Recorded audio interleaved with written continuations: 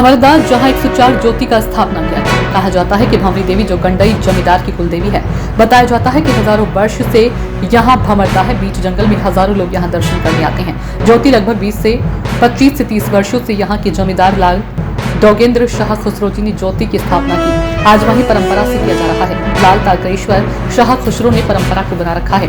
बताया जाता है कि किसी दौर में यहाँ पहाड़ों पर बाजार भी लगता था। वहीं राजा रणधीर सिंह नाबालिग थे तो वहीं उनकी माता रानी लक्ष्मीबाई जो कि इस जमींदारी को संभाल कर रखी थी और वहीं यहाँ की जमींदारी पर राजा खैरागढ़ की नजर थी। तो वहीं बताया जाता है कि रोज रानी लक्ष्मीबाई नर्मदा कुंड स्नान करने जाती थी।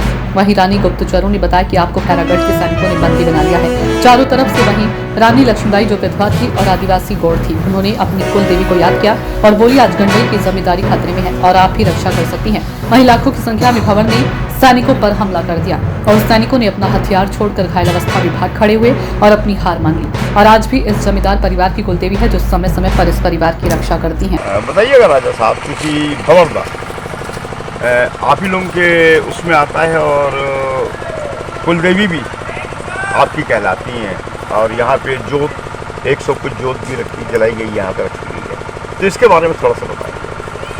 सर्वप्रथम माता रानी भ्रामरी देवी को सादर प्रणाम है। माता रानी हमारे राजघराने गंडई जमींदारी की कुलदेवी के रूप में स्थापित है और हमारे पूर्वजों के द्वारा ये विगत हजारों साल पहले से यहाँ की पूजा अर्चना उनके द्वारा की जाती रही है और माता रानी के प्रति अगाध श्रद्धा शुरू से है और माता रानी की कृपा हमेशा राजपरिवार के ऊपर आच्छादित रही है। माता रानी के इस ज्योति प्रज्वलित करने की परंपरा जो है मेरे पिता स्वर्गीय लाल डोगेंद्र शाह खुसरो जी के द्वारा विगत 15 वर्षों से की जा रही है। 15 से ज़्यादा हो गया है, 20 वर्षों के आसपास से ये परंपरा की नई शुरुआत हुई है जिसका निर्वहन मेरे द्वारा आज किया जा रहा है। और ये ज्योति प्रज्वलित करने का जो पर्व है चैत्र महीने के जो दूसरे पखवाड़ा है 13 तिथि से प्रारंभ की जाती है जो बैसाख के 9 दिन के अंदर में समाप्त की जाती है। आज ज्योति प्रज्वलित 10 तारीख को प्रारंभ हुई है और 18 तारीख को इसका माता रानी का सरोवर स्नान होगा, ज्योति का विसर्जन होगा। उसके बाद फिर माता रानी का अगले वर्ष तक हम फिर इसका इंतजार करेंगे। एक चीज़ ये पूछना चाहता हूँ कि भ्रामरी देवी मान्यता क्या है? भ्रामरी देवी लोग यहाँ हजारों लोगों की संख्या आ रही है, देख रहा हूँ मैं। भ्रामरी देवी का वास्तव में स्वरूप जो है माता की 9 रूप में गिना जाता है जिसमें भंवर जिसको बोलते हैं वो भ्रामरी देवी है और वो आज भी हम लोगों के लिए एक आस्था का केंद्र बिंदु है और माता रानी की कृपा हम पर हमेशा बनी रही है।